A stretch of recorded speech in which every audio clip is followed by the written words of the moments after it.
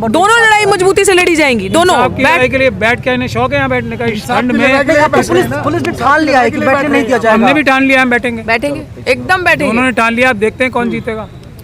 संविधान जीतेगा, ये इनकी बर्बरता और क्रिमिनल एक्टिविटीज जीतेंगी। अब तो यही देखना है ना। सर आज कोर्ट में क्या हुआ? अभी हमने फाइल किया है, कोर्ट में आने में अब कल तक आएगी तो हम आपको बता देंगे। अभी हमने वो डकैती के लिए हुआ है, आज हम रात को बैठ के जो धारा 144 लगाई थी गैर कानूनी, उसके खिलाफ भी एफआईआर तैयार करेंगे। यही एसएचओ साहब को इनके एसीपी साहब के खिलाफ एफआईआर करने के लिए दरखास्त देंगे कल, और फिर कोर्ट में जाएंगे। यही एक तरीका है जो हम हर केस में फॉलो करते हैं। ये तो अब कल तक हम यहाँ से चले गए थे, कल तक मुझे भी नहीं पता था कि ये इस प्रकार से शुद्धिकरण हुआ है।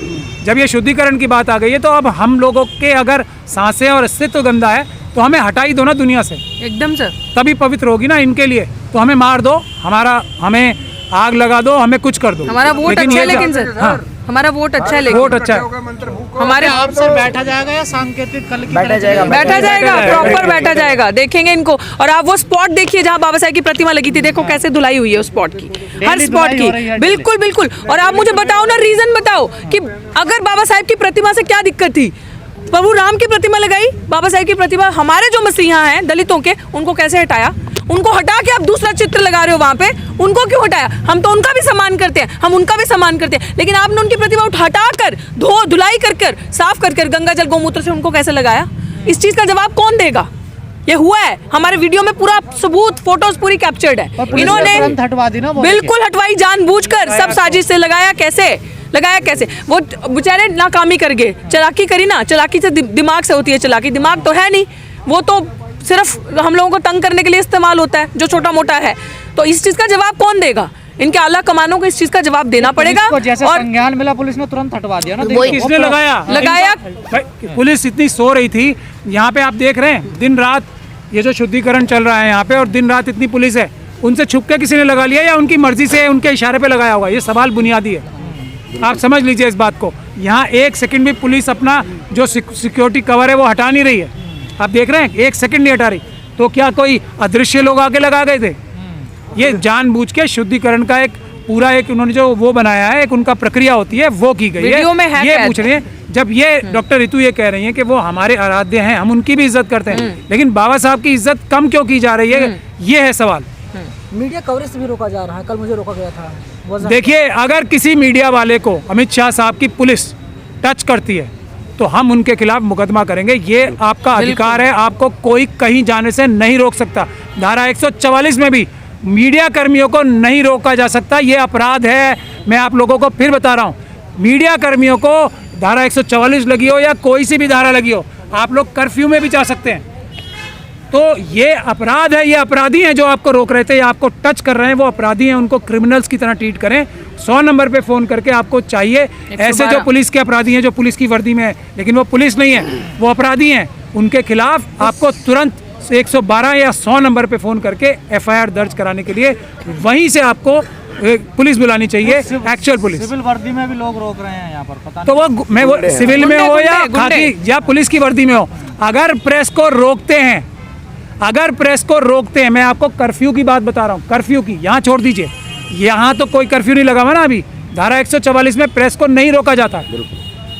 ये आपके खिलाफ तो सरासर अपराध है। वो जो ऑर्डर था 144 का वो भी अपराध था, लेकिन आपके ऊपर तो उससे भी बड़ा अपराध किया जा रहा है। कैसे बैठोगे? यहाँ तो पानी भरा हुआ है सब में सर।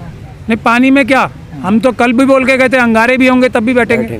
ठंड का मौसम है, अंगारे होंगे तब भी बैठेंगे। ये बाबा साहब की इज्जत की बात आ गई है, अब नहीं। पुलिस भी डंडे लेके खड़ी है सर। कोई बात नहीं। हाँ, डंडे क्या, बंदूकें लेके भी खड़ी है। देखो, लेके भी खड़ी है, बंदूकें लेके भी खड़ी है, बंदूकें लेके भी खड़ी है। डिटेन भी कर सकती है पुलिस, देखिए मैं कह रहा हूँ बंदूकें लेके खड़ी है, गोली भी मार सकती है, मरवा दो गोली। तैयार है मरने के लिए, तो बहुत पहले से तैयार है। सारी छातियां तैयार है हमारे, सब करें। हम हटने के लिए नहीं, तुम मरने इन्हें के लिए। कैप्चर करो, हम खा रहे हैं अपनी छाती पे गोली, करो कैप्चर, कैमरा रखो। और अगर आप लोगों को ये छूते हैं तो मिशन सेव कॉन्स्टिट्यूशन की पूरी लीगल टीम आपके पीछे खड़ी है। आपको ये हाथ लगाएंगे तो 500 वकील आपके पीछे खड़े होंगे, ये आप याद रखना बात। अगर ये आपको हाथ लगाते हैं, इतना आश्वासन मीडिया को कोई टच ही नहीं कर सकता। मीडिया को कोई टच नहीं कर सकता। बहुत हो गया, आप असली मीडिया हो। और मिशन सेव कॉन्स्टिट्यूशन एक गारंटी देता है, असली मीडिया को कोई टच नहीं करेगा। संविधान आपकी प्रोटेक्ट करता है, 4th पिलर हो डेमोक्रेसी, जैसे सुप्रीम कोर्ट है, जैसे पार्लियामेंट है, जैसे एग्जीक्यूटिव है, समझ रहे हैं आप उसी तरीके से चौथा पिलर हो देश का आप, वो क्रिमिनल मीडिया नहीं जो टेलीविजन और उस पे बैठी है, अडानी अंबानी और कार्यकर्ता है वो दूसरे BJP मिनी चैन के, के गुलाम, RSS के। वो नहीं, आप हो असली मीडिया, फोर्थ पिलर। आपकी महत्वता जो है वो सुप्रीम कोर्ट के पार्लियामेंट के बराबर है, इस बात को आप समझ लो मेरे प्रेस के साथियों, इस अपनी वैल्यूज समझो। बिल्कुल। लोग जानना चाहते हैं जो गांव में है कि 144 कब लगाया जाता है, जिसकी 140 दुहाई लगातार पुलिस दे रही है। 144 जहाँ भी लगाया जाता है बहुत कम समय के लिए लगाया जाता है। वो तब लगाया जाता है जब लॉ एंड ऑर्डर की कोई प्रॉब्लम बड़ी होने वाली हो, जिसको आम कानून से, समझ रहे, कोई अपराध करता है तो उसको रोकने का काम पुलिस का है। अपराध से होने से पहले पुलिस को अगर ज़रूरत पड़ती है किसी प्रावधान की, वो है दफ़ा 144 कि अगर कहीं अपराध होने की आशंका है, अगर कहीं अमन में शांति में भंग होने की आशंका है, तो उसकी वजह से उनको 144 की पावर है, लेकिन वो बहुत छोटे समय के लिए उस समस्या को जो उस समय उत्पन्न हो सकती है उसको रोकने के लिए। ऐसा नहीं है कि 6-6 महीने के लिए आप 144 धारा लगा दो, इसलिए क्योंकि आरएसएस और बीजेपी के या किसी भी सरकार के गंदे घिनौने अपराध छुपाए जा सके, पब्लिक का प्रोटेस्ट छुपाया जा सके, जो दबाया जा सके, उसके लिए धारा 144 लगाना अपराध है। और ख़ास तौर पे यहाँ पे कितने प्रोटेस्ट हो रहे थे, डॉक्टर रितु क्योंकि शेड्यूल कास्ट कम्युनिटी से आती हैं, इसलिए ज़बरदस्ती पहली बार धारा 144 लगाई गई, तो ये अपने आप में SC/ST एक्ट का भी पर अपराध। आपने भी तो कॉल दे रखी है ना कि ताला मारेंगे हम BC ऑफिस का, ताला यूनिवर्सिटी खोलेंगे। तो ताला हमने खोलने की ताले दिया, खोलेंगे। ताले तो लगे हुए हैं, पढ़िए जो पोस्टर। अदृश्य ताला है ना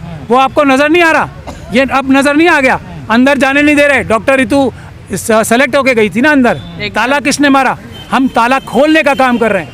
पुलिस तो आंदोलन नहीं करने दे रही, VC दफ्तर तक कैसे जाएंगे? आप पुलिस देखिएगा। अपराध कर रही है ना, अपराध कर रही है पुलिस, और अपराधियों को रोकना हर एक भारत के नागरिक का- कर्तव्यनिष्ठ नागरिक का फर्ज है, चाहे वो पुलिस अपराध करे, चाहे अमित शाह अपराध करें, चाहे मोदी जी हमारे परम आदरणीय प्रधानमंत्री, प्रातः वंदनीय प्रधानमंत्री का अगर कोई अपराध करते हैं तो वो रोकना देश की जनता के मालिकों का काम है।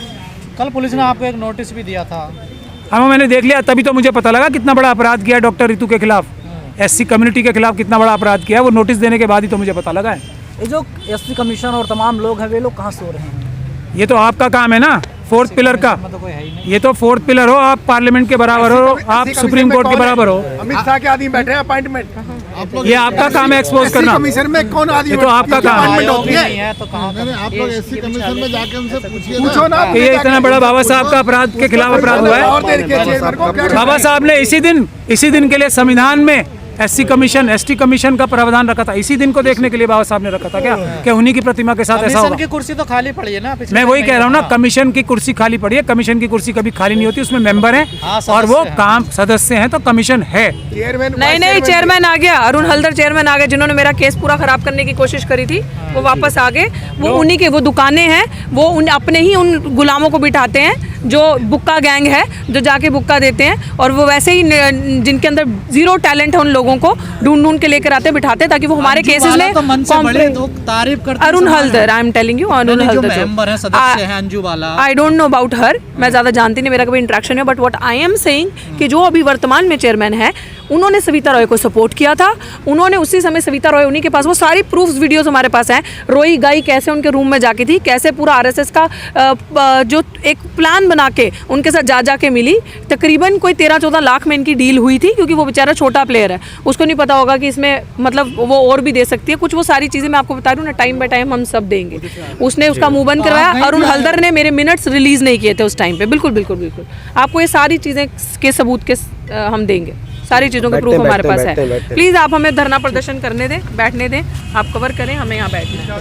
चलो यहीं बैठेंगे, ये डर मत, और ये भी आपको मैं दिखा दूँ, ये देखिए, जय जय जय जय जय भीम, जय भीम, जय भीम, जय जय जय जय ये जय स्पॉट था। भीम, जय भीम, जय भीम। अरे बोल रितु हल्ला यहाँ पे बोल, हल्ला बोल, हल्ला बोल, बोल रितु हल्ला बोल, हल्ला बोल, हल्ला बोल। डॉक्टर रितु संघर्ष करो, हम तुम्हारे साथ हैं। डॉक्टर रितु संघर्ष करो,